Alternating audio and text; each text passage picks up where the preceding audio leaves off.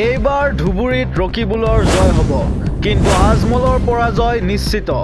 এই মন্তব্য কৰিছে ধুবুৰী পূব জিলা বিজেপি সংখ্যালঘু মৰ্চাৰ প্ৰাক্তন সভাপতি আশ্ৰাফ আলীয়ে। আজি ধুবুৰী জিলাৰ বিলাসীপাৰাত সাংবাদিকৰ আগত এই কথা ব্যক্ত কৰিছে বিজেপি সংখ্যালঘু মৰ্চাৰ প্ৰাক্তন সভাপতিগৰাকীয়ে। তৃতীয় পৰ্যায় তথা ৰাজ্যৰ অন্তিম পৰ্যায়ত ৭ মে তাৰিখে ২ নং ধুবুৰী লোকসভাত ভোটগ্ৰহণ হোৱাৰ পিছতে এইদৰে কয় প্ৰাক্তন সভাপতিগৰাকীয়ে। যোৱা সময়তো তেওঁৰ সমীক্ষা সঁচা হৈছিল বুলি বক্তব্য কৰাৰ লগতে কয় যে আজমলটো হাৰিবই, দলটো নাথাকে। ৰকিবুল জিকি দিল্লী যাব, আজমলটো হুজাই পাব। সবিশেষ চাওক আমাৰ এই প্ৰতিবেদনত। ধুবুৰীৰ পৰা আছিৰুদ্দিন সিঙৰ ৰিপৰ্ট, এনি আছাম 24/7। ৰকিবুল যে জিকিব এইটো খাটাং, ইয়াত কোনো দল বা অইন দলৰ কোনো প্ৰশ্ন নাহে। আপোনালোকে সুধিছে, আচল কথাটো মইতো যোৱা বিধানসভা নিৰ্বাচনতো কৈছিলোঁ, আপোনালোকে সুধিছিল যে বিলাসীপাৰা পূব আৰু পশ্চিম সমষ্টিত কি হ'ব। ক'লে অশোক কুমাৰ সিঙে হাৰিব, আবু বকৰ সিদ্দিক হাৰিছে। এইবুলিও আমি সেইটো কৈ আছোঁ। বদল দিনে আজমল কৈ আছে বিজেপিৰ পৰা মোক সহায় কৰিছে, সেই আশাতে কি কৈ আছে মই জিকিম। এটা কিমান বদৰুদ্দিন আজমলটো আগৰ পৰাই আমাৰ বিভিন্ন পথ যিবিলাক সাংবাদিক মাধ্যমত যিটো আমাৰ যিটো ছ'চিয়েল মিডিয়া যিটো আছে তাতো এইটো ভাইৰেল হৈছেই। কিন্তু আগৰ পৰাই বিজেপিৰ লগত লিংক আছে।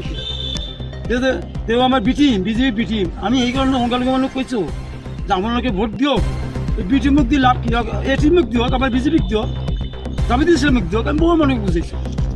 এই ঘূৰা বগা কৰি ভোট দি লাভ কি আছে, এইবুলিও আমি কৈছোঁ। আৰু আমাৰ বহুত চহৰ এৰিয়াৰ বহুত চেণ্টাৰৰ পৰা, বিশেষকৈ আমাৰ মায়াৰচৰ জিপি আপোনালোকে চাব, জামাত ইছলাম বহু। মই ধুবুৰী পূব জিলাৰ সংখ্যালঘু মৰ্চাৰ প্ৰাক্তন সভাপতি। মই অলপ দিন আগতে আপোনালোকৰ জৰিয়তে কৈছিলোঁ যে আমাৰ ধুবুৰী লোকসভা যিটো নিৰ্বাচন হৈ আছে, আমি যি দেখা পাইছোঁ তাত আমাৰ ৰকিবুলে ১ নম্বৰত থাকিব কংগ্ৰেছৰ, আৰু জাভেদ ইছলাম দ্বিতীয় পৰ্যায়ত থাকিব, আৰু বদৰুদ্দিন আজমলে তৃতীয় পৰ্যায়ত থাকিব বুলি মই কৈছিলোঁ। এতিয়া আমি যি খবৰ পাইছোঁ তাতে দেখা যায় ৰকিবুল দিল্লীলৈ গৈ পালে, অকল তাৰ ডিক্লেৰেশ্যনটো বাকী আছে। আৰু আজমল বুজাই পাইছে, তাৰ পৰা ডুবাই পাব। আৰু আমাৰ জাভেদ ইছলামে আজমলতে বহুত অভিনয় কৰিলে। আমাৰ হেলিকপ্টাৰত উঠি কোৰাণ কৰিলে, তাৰপিছত আমাৰ ফুলবাৰী ব্ৰিজৰ গুণগান গালে, আকৌ চকুত পানী নোহোৱাকৈ কন্দাকাটি কৰিলে। কিন্তু ৰাইজে সেইবিলাক প্ৰণবাদ কৰা নাই। তাৰ এইবিলাক অভিনয় এইবুলি ধুবুৰীৰ ৰাইজে গ্ৰহণ কৰা নাই, আৰু তাৰ অভিনয় ধুবুৰীৰ ৰাইজে বুজি পাইছে। গতিকে স্বতঃস্ফূৰ্তভাৱে এইবুলি আজমল যাতে ধুবুৰী লোকসভাৰ সাংসদ হ'ব নোৱাৰে, তাৰ কাৰণে ৰাইজে খুব চিন্তা ভাৱনা কৰি আজমলক ভোট দিয়া নাই।